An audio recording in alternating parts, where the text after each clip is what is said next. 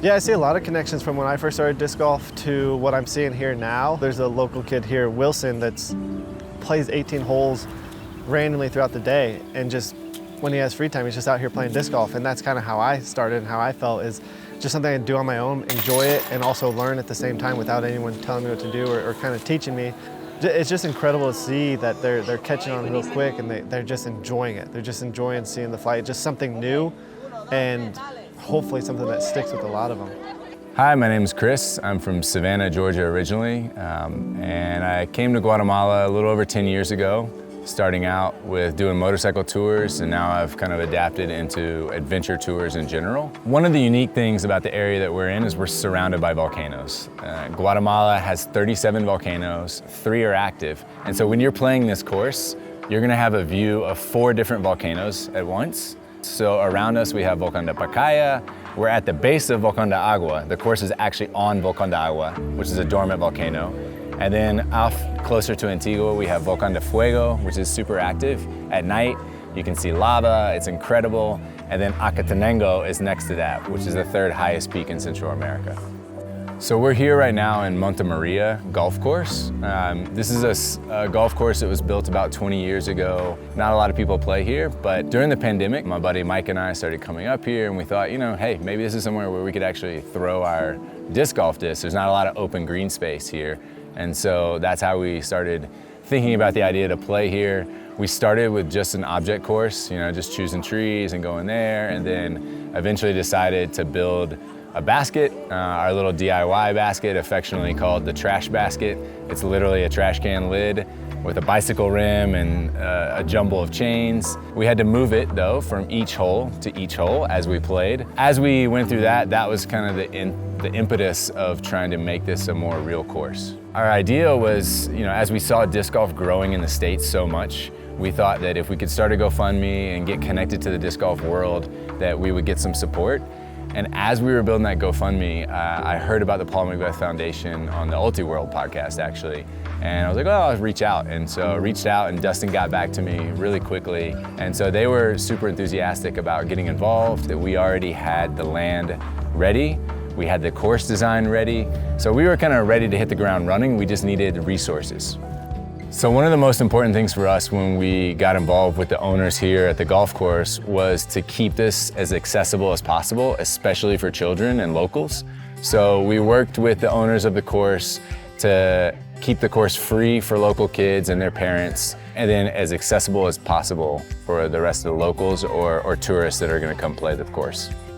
Over the last few days, seeing the kids here and even the Paul McBeth crew enjoying the course has been such a great feeling, like a sense of pride that we, Mike and I and the rest of our local crew, have been able to create something that people are going to enjoy. And it's going to last, you know, like this course will be here hopefully for the next 50 years. That's just fun to think about, that we're going to have some kind of impact that's going to stay in the community.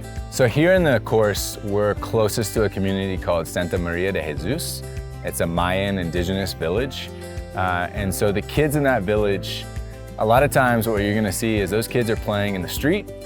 They're playing football out in the street, they're having to dodge cars, or if they're flying kites, they're in the street and it's getting tangled in the houses or the power lines, that kind of thing. So we're only 1.5 kilometers away from Santa Maria, but most of these kids have never come to this place. And so I think that's the idea here, is that we provide something for them where they get to be outside and enjoy nature and, you know, play some disc golf at the same time. Incluso los chicos que aún viviendo aquí son de muy escasos recursos y son muy trabajadores.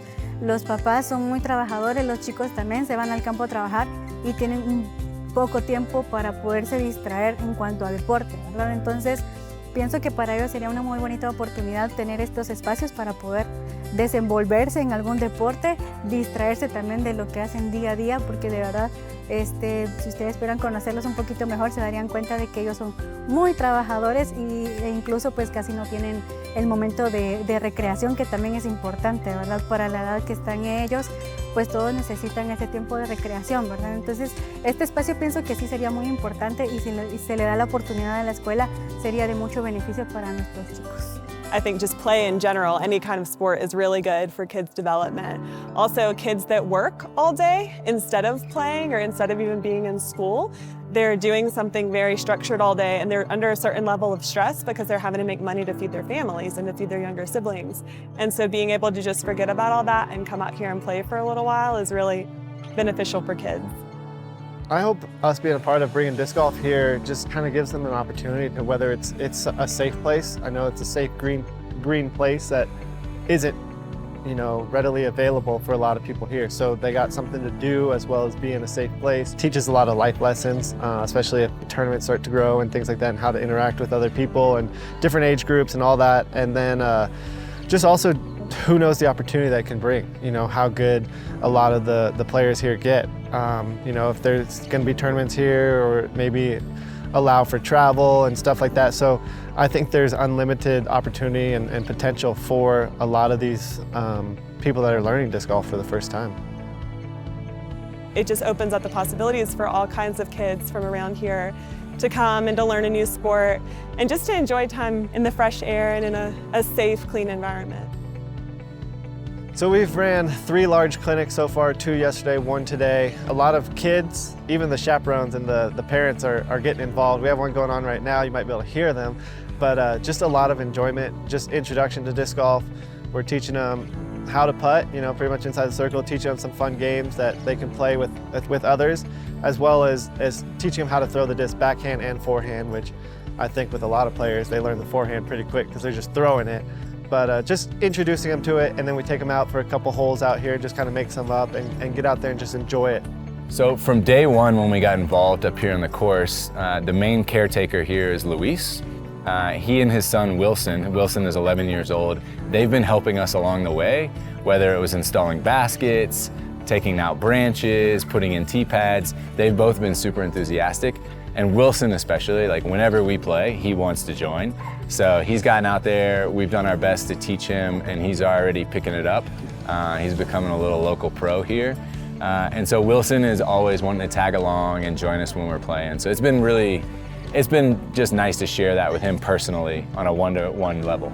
So of course we built this course because we want people to come out and play disc golf and enjoy it, but I'm already seeing with the kids, it's more than that. Like even Wilson, for example, he's already teaching some of his little brothers and little sisters how to play. And so just like little life skills that they're gonna pick up, communication, leadership, honesty, playing within the rules, those types of things. I think there's gonna be a great spillover with the skills that they're gonna learn here.